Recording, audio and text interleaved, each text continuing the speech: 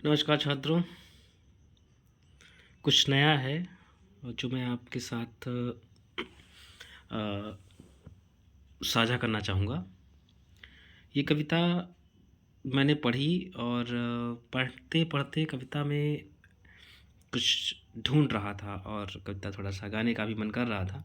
तो गाते गुनगुनाते मैं कविता में वहाँ पहुँचा, जो कविता में नागार्जुन जैसा महाकवि, जन कवि अ, एक ऐसा कवि कह सकते हैं जो मेड़ पर बैठकर कविता सुनाता है, जो गाँव की चौपाल में सुनाता है और गाँव की चौपाल की सुनाता है, गाँव की आम जन की कविता सुनाता है, वास्तविक दर की कविता सुनाता है, उसके बिंब और छाया चित्रों की कविता सुनाता है। नागार्जुन जितना पढ़ो ना उतना कम लगता है।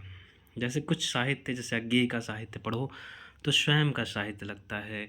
नागार्जुन का साहित्य स्वयं का जीवन, स्वयं के नज़दीक होने वाली घटनाओं का चित्र होता है। तो एक कविता ये है जो मैं पढ़ रहा था इस समय, कालिदास सच सच बतलाना। जैसा कि आपके सामने साफ साफ बैंगनी रंग में लिखा हुआ है, तो मैंने इस कविता की लाइन लिखी और इसके बारे में कुछ अपनी बातें जो मैंने समझी हैं और जो बहुत सारे लोगों ने उद्धृत की है, आपके सामने रख रहा हूँ और कविता का गायन भी थोड़ा बहुत करने का प्रयास मैं करूँगा। पहले मैं आपको बताना चाहूँगा कि कविता नागार्जुन ने लिखी।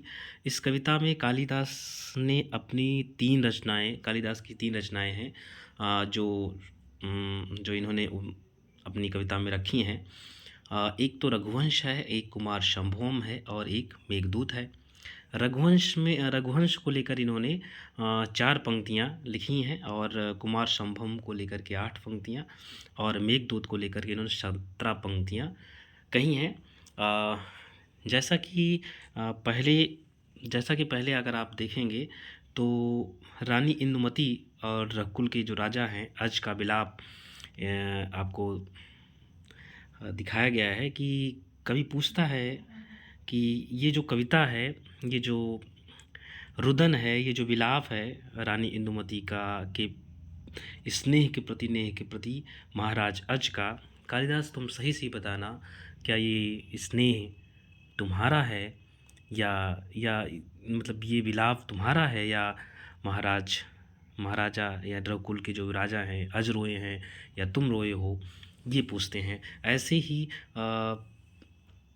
दूसरे पदों में पूछते हैं कि कुमार संभोम में पूछते हैं कि तारकासुर के वध करने के लिए शिव जी एवं माँ पार्वती के को संयोग, माँ शिव जी का जो माता पार्वती से संयोग कराने के लिए जो नृत्य किया, जो कार्य कर रहे थे समाज के हित के लिए कामदेव, उसमें शिव की जी की तीसरी आँख से भस्म किया जाना और रति का विलाप रुदन करना।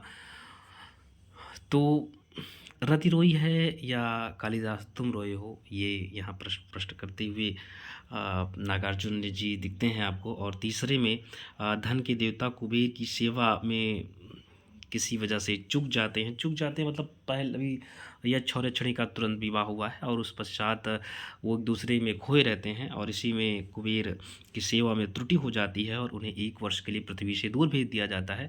जब वो लौट रहा होता है तो वहाँ तो वर्षा ऋतु प्रारंभ हो जाती है और उसे एक जगह रुकना पड़ता है और यक्षिणी के पास वह नहीं पहुँच पाता है। उस समय जो संदेश भेजता है अपने प्रेम का कि मैं आ गया हूँ, लेकिन किस वजह से रुक गया हूँ और जैसा तुम मेरे प्रति स्नेह जैसा तुम महसूस कर रही हो वैसा मैं महसूस कर रहा हूँ। ये जो महसूस करना होता है, जो रुदन होता है, नागार्जुन कालिदास से पूछते हैं, क्या तुम कालिदास तुम ऐसा कर रहे हो या सच बताओ, सही सही बोलना, क्या ये रुदन यक्ष का है या तुम्हारा है? ये भाव लेकर के कविता आप सुनिए।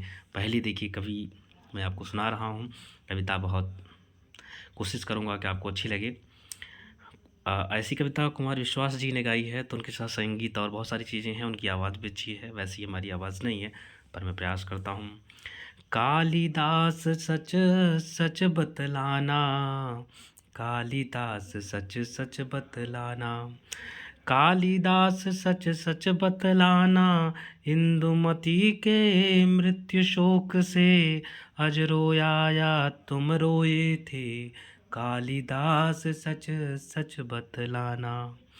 शिव जी की तीसरी आँख से निकली हुई महाज्वाला में घृत मिश्रित सूखी समिधा सम तुमने ही तो दृग धोए थे।